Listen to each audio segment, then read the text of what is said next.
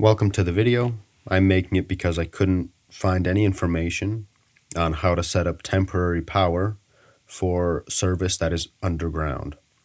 I'm located in Wexford County, Michigan, which is just below Grand Traverse County and Benzie County. We are under the National Electric Code 2023, and so if that's the same in your area, this will probably work for you as well. But I am not an electrician. Don't get mad at me if you don't pass inspection the first time around. A quick overview. There's a stake, as you can see, all the way to the left side. That is where the electric company, in my case, it's Cherryland Electric Cooperative. That is where they are putting the transformer. They will run then the wires up to the meter box, which is the left side box on my mounting panel there. And then the right box next to it is the electrical panel. Then down from there are my sockets, my receptacles, my outlets, and in the middle and all the way to the right side, you can see there are two stakes. Those mark my ground rods. We'll zoom in on the meter box first. This I got from the Cherryland Electric headquarters. Just went in, they gave it to me for free, and I brought it here to mount up and get everything working. On the inside, this is what it looks like. First, you have the three spots where Cherryland will hook up their wires. You have two power wires, which are the top two lugs, and then we have one lower one, which is hooked up to the neutral, and that's going to be the neutral wire. Usually the neutral is white, and the power wires are either black or red, or black and red, like we have in my case. Now, you can see also there is these weird things that look like you should be able to stick a fuse in them. And that's pretty much what they do. They stick the meter right into these four pins, and that both connects the power to your wires that you're going to put in, and it keeps track of how much electricity you're using. So in my case, I don't have to worry about which wires go where for the electric company side. But for my side, as you can see here, I have a black, a red, and a white wire. And the white wire is hooked up to where the white wire will be for the electric company, where the electric company will put the white wire. That's our neutral wire. And that bar that connects these two wires is called the neutral bus, as in school bus. It's a neutral bus. And my red and black are my power wires, which are hooked up to the spots where the power wires from the electric company will feed them. And these wires coming from the meter, going to the electrical box or the electrical panel, they have to run through a conduit. And this conduit is, I believe, Schedule 40 PVC conduit. It's 1.5 inch diameter. It has 1.5 inch male adapters on either side plugging into the box, and as you can see, it has a lock nut that is also 1.5 inch diameter that screws right onto this the threaded end of that male adapter, and then a bushing that screws on top of that. And the bushing simply keeps the wires from contacting the sharp edge of the male adapter. And you do that on both sides. And this all has to be glued. By code, it has to be glued together. You can find it, a small jar of primer and a small jar of electrical cement. They're like $5 a piece. Just buy them and glue it together. And this is the electrical box side. So it comes right through. Same thing, male adapter, nut, bushing, and the wires just fit through no trouble. Now taking a quick step back, this is our electrical panel. For me, I used a QO square D 100 amp panel. It has to be an outdoor rated panel, and they only had a few different options at Menards, so I just chose this one because it was the best value for me. As you can see, before we even go inside of it, I have a 100 amp main breaker, which is necessary, and then a 20 amp breaker for anything else. And for us newbies out here, each panel manufacturer will also have their own specific circuit breakers,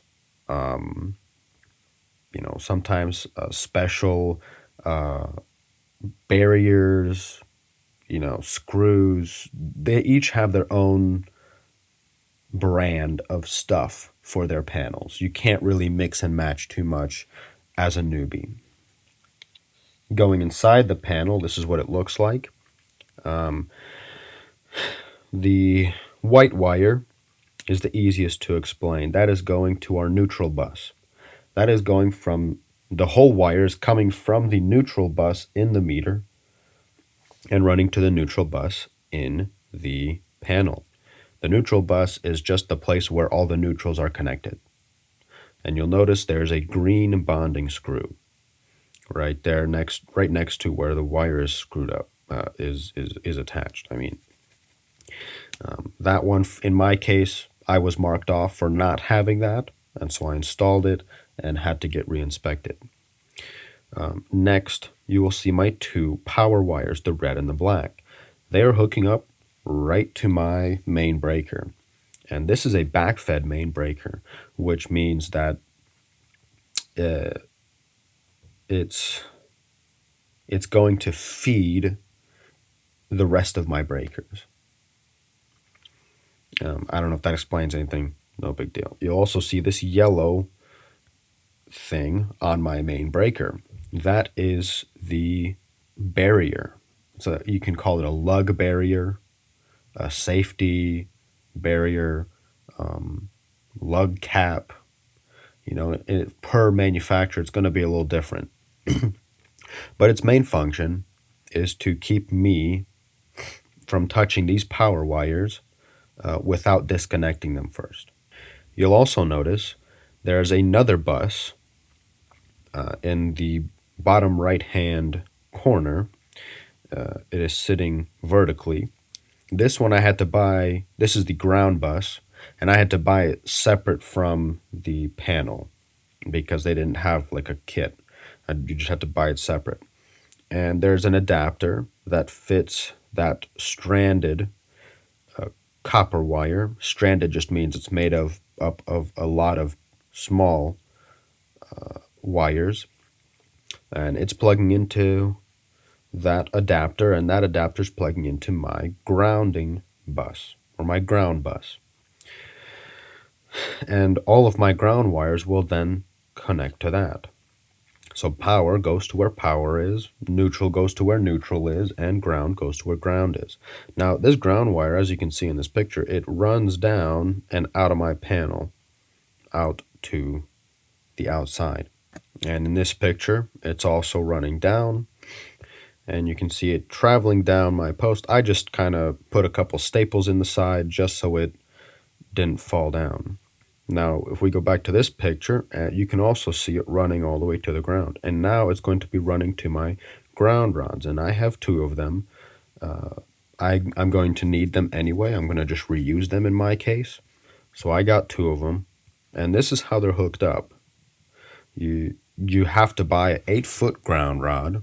Mine is a 1/2-inch copper, 8-foot long, and pound it all the way in the ground pretty much. And you buy these special little clamps that will slide over it and the wire, the ground wire, and tighten that up.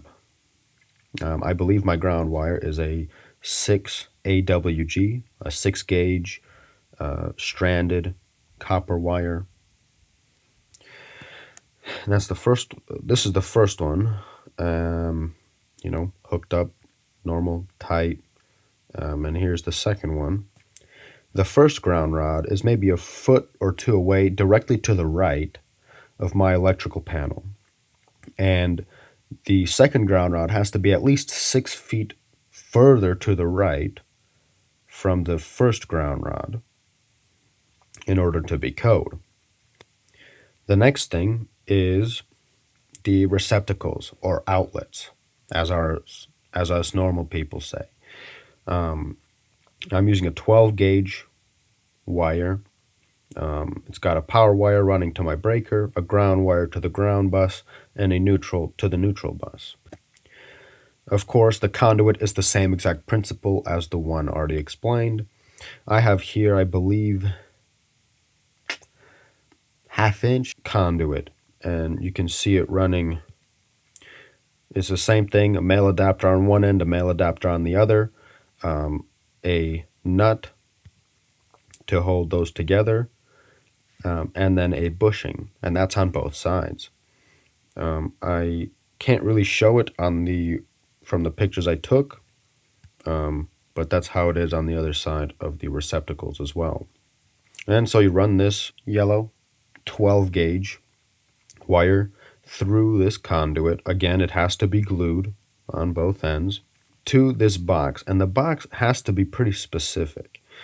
First of all, you need a weatherproof box that will house all of your electrical components, and then you need attached to that what's called an in-use cover. It's a cover that while you have a wire plugged into it, the wire can run down and out of the bottom so the cover can close all the way again. And as you can see here, there's those little rubber bits at the bottom there, a few cutouts where a wire can slip through. That's just how the code has to be for outdoor stuff, I guess. As for the plugs, those have to be GFCI, weather resistant, and tamper proof, I believe. So GFCI just means it has a built-in breaker that will protect from any overcurrent. So a quick recap. The setup needs to have treated boards, treated posts for the outside. That's a 2 foot by 4 foot treated board attached to 4 by 4 by 8 foot long posts that are 3 foot in the ground. The meter box, for us who are setting this up, it just needs 3 wires. I'm using here, I didn't tell you before, 1 gauge aluminum. So it's 1 AWG aluminum. And these are, you don't have to get 3 different colors. You can just get black and put electrical tape on it to signify, 3 different colors to signify what is what. And you put that on both ends where they hook up. As for any paste, in my case, I passed inspection without any paste. But in your area, you might want to double check. Both the meter box and the electrical panel are built to not require any paste for the electrical wires. Copper wires don't require anything, but aluminum wires often might require a special paste for this use. Run through 1.5 inch conduit with an 1.5 inch male adapter, a lock nut to secure that, and a bushing to keep the wires from rubbing against any sharp edges. Same thing into your electrical box. The electrical box needs a main breaker and absolutely needs the service barrier. So the yellow lug barriers, lug service barrier, they have a lot of different names, but it needs something protecting anyone servicing these from accidentally touching any live components and then dying. And each manufacturer is going to have their own style. As for, run everything to the proper bus, run the wires to your main breaker. Make sure your breaker, not your main breaker, but your other breaker is enough for what you want to use. For me, I got 2 outlets. That will be plenty. I'm running a 12 gauge to those outlets, and I have a 6 gauge stranded copper wire for my grounding wire. Of course, running to 2 ground rods clamped with grounding clamps. These ground rods are 8 foot long, pumped all the way into the ground, and that kind of sums it up. Be careful with which box you use for your outlets. That it has to be weatherproof, and it has to be an in-use cover on top of that. And here's my certification that it passed inspection, if anyone was curious. Thanks for watching. I hope this helped.